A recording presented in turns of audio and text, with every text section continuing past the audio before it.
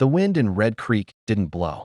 It dragged itself across the cracked earth, thick with iron-red dust that tasted of rust and dried blood.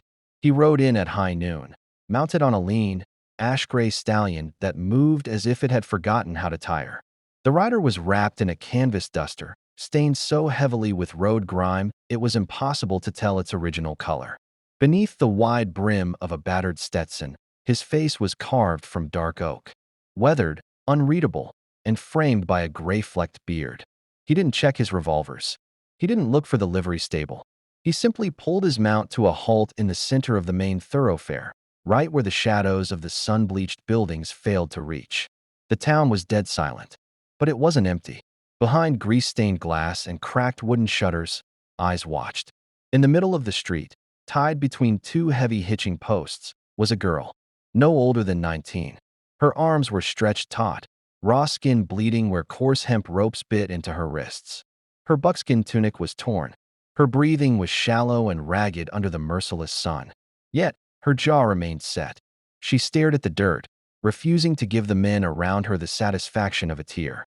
Standing over her was a brute named Silas Vance, a lieutenant in the iron-fisted outfit known as the Ironclad gang. He swung a heavy brass spurs ring around his finger and tossed a silver dollar onto the dust near her boots. "Step up, good folks of Red Creek," Vance bellowed, his voice echoing off the dry pine storefronts. 10 cents to guess how many hours before the girl begs Master Harlan for a drop of water. Place your wagers. Or have you all gone broke paying your loyalty dues? A few townspeople stepped back into the shadows of the boardwalk.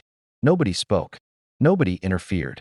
Red Creek had learned long ago that mercy was a luxury that earned you a shallow grave in the hills. The drifter dismounted. His boots hit the dirt with a soft, heavy thud. He didn't rush. He didn't reach for a weapon. He simply walked toward the hitching posts. His gait was slow, measured, and devoid of fear. Vance turned. His hand dropped to the bone grip of his Colt .45. "You're off your path, old man. Keep riding, if you plan on seeing tomorrow." The stranger stopped 10 feet away. His gaze swept over the bruised girl, taking in the blood-soaked ropes. Then it settled on Vance. His eyes were cold, the color of a frozen river. "Untie her," the stranger said. The tone was not loud, but it carried across the silence like the crack of a dry branch. Vance chuckled, looking toward his second-in-command, a hawk-nosed gunfighter named Jesse Cole. "Did you hear that, Jesse? We got ourselves a preacher." "I don't repeat myself," the drifter said softly. High up on the balcony of the town hall, Sheriff Thomas Garrett stood leaning against the railing. His badge was tarnished, covered in grease and dust. His hand rested heavy on his holster. His fingers were twitching, but he didn't move a step down the stairs. He knew the stranger's face from a lifelong past, and he knew that within seconds, the quiet street was going to become a slaughterhouse. Vance's smile faded into a scowl. "In Red Creek, stranger, Harlan's word is law, and you just broke it." Vance reached for his sidearm. He never cleared leather. The stranger moved before Vance's fingers could even close around his grip. A single thunderous report shattered the afternoon heat. A heavy lead slug caught Vance squarely in the chest, lifting him off his feet and throwing him onto the hardpack. Jesse Cole gasped. He lunged to the side while clawing for his own weapon. The stranger adjusted his grip with terrifying fluidity. A second crack echoed between the canyon walls.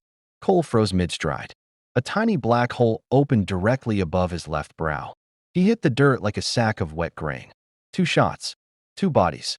Less time than it took to draw a single breath. The watching crowd gasped in collective horror, scrambling backward behind rain barrels and support pillars. They hadn't witnessed a gunfight. They had witnessed a clinical execution. Before the gunsmoke could clear, heavy wooden doors banged open at the end of the street.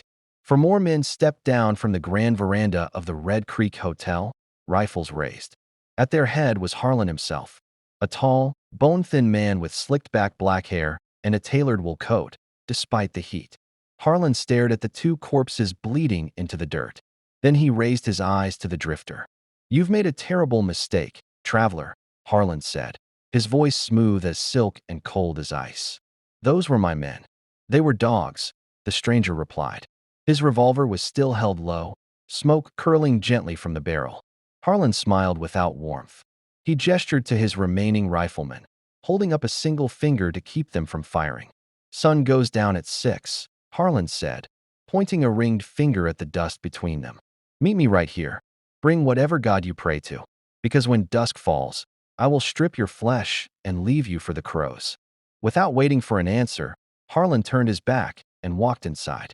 His henchmen backed away, rifles still aimed forward. The stranger didn't look after them. He holstered his piece, pulled an ivory-handled Bowie knife from his belt, and sliced through the thick ropes binding the young woman. She collapsed forward, but his leather-gloved hand caught her shoulder firmly, keeping her upright. Hold on, he muttered. You're clear.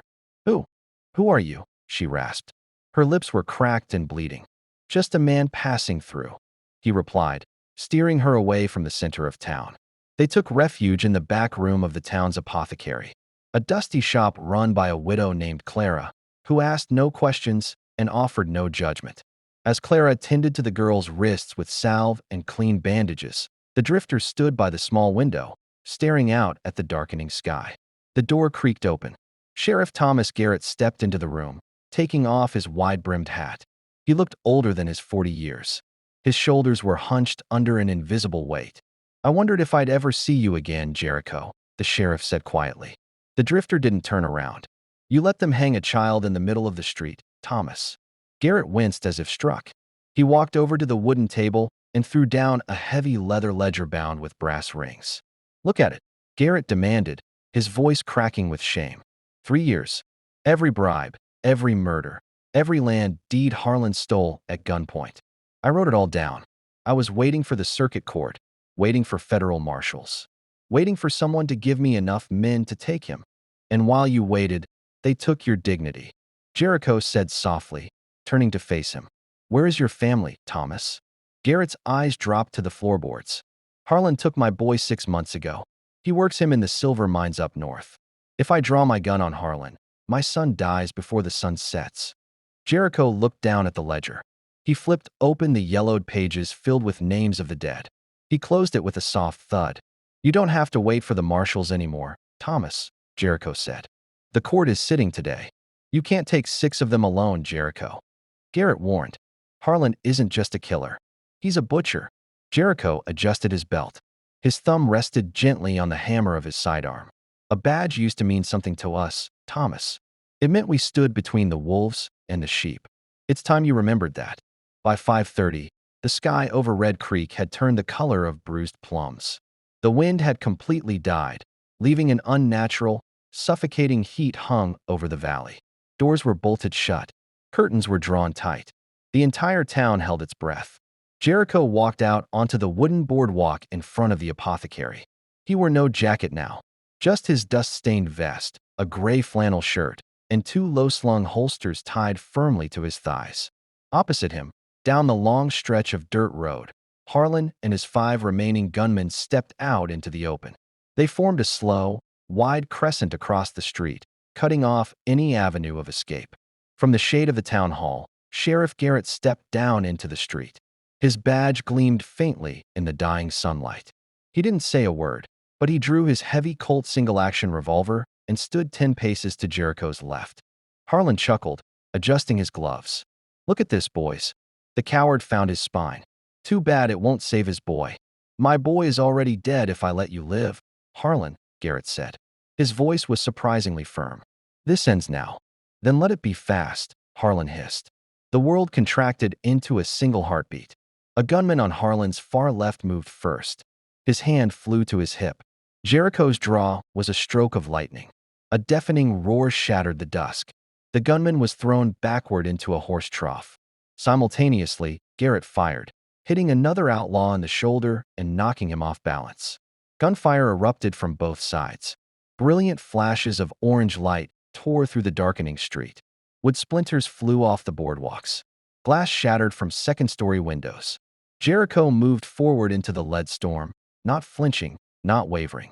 He cocked and fired with rhythmic, terrifying precision. Underscore crack. Underscore an outlaw charging with a shotgun collapsed face first. Underscore crack. Underscore a rifleman taking aim from behind a wagon dropped his weapon, clutching his throat. Underscore crack. Underscore the 5th man turned to run, but a heavy slug caught him between the shoulder blades. In less than 12 seconds, the street was filled with gun smoke and the groans of dying men. Only Harlan remained standing. A grazing bullet had ripped through his wool coat, leaving a red stripe across his ribs. He dropped his empty pistol into the dirt. His hands were trembling as he raised them slowly above his head. His arrogant demeanor was completely shattered. "Wait!" Harlan gasped, his eyes wide with terror. "I have money. Gold in the safe. Take it all. Just let me walk." Sheriff Garrett stepped forward. His revolver was leveled directly at Harlan's chest. His hands were steady now. "You're not walking anywhere, Harlan," Garrett said coldly. He produced a set of heavy iron wrist irons from his coat pocket. "You're going to stand trial for every soul you put in the earth." 3 days passed. The silence that settled over Red Creek was no longer heavy with fear. It was quiet with recovery. Federal marshals had arrived from the territory capital, taking Harlan and the remnants of his empire into custody. The silver mines were liberated, and Sheriff Garrett was reunited with his young son. The town was beginning to rebuild. Shopkeepers swept the spent brass casings from the wooden sidewalks. Laughter, something unheard in Red Creek for years, slowly returned to the streets. At the edge of town, near the water trough, Jericho checked the cinch on his saddle. The young woman, Ayanna, walked up to him. She was wearing a fresh cotton dress provided by the townsfolk. Her wrists were still wrapped in clean linen, but her posture was upright. Her eyes were bright and filled with life. "They say you're leaving," she said quietly. Jericho adjusted his Stetson, pulling it low over his eyes. "Nothing left for me here." "You saved this town," she said, stepping closer. "You saved me. Nobody even knows your real name." Jericho mounted his ash-gray stallion. He looked down at her. His expression softened just enough to show the humanity beneath the iron exterior. "Names don't matter out here, miss," Jericho said gently. "Only what you do when the dark comes knocking." Sheriff Garrett stood on the porch of his office, watching from a distance. He didn't call out. He simply tipped his hat in silent respect. Jericho offered a brief nod in return. With a soft click of his tongue, Jericho turned his horse toward the north trails, where the red dust met the distant mountains. He rode slowly, without looking back, disappearing into the vast horizon of the Wild West. A ghost who came when he was needed and vanished when the justice was done. In the unforgiving lands of the Old West, laws were often written in dust and enforced with iron. If this story of redemption and courage resonated with you, consider subscribing to the channel for more original tales of the frontier. Leave a comment below telling us where in the world you are listening from today. Until next time, keep your head high and your boots dry.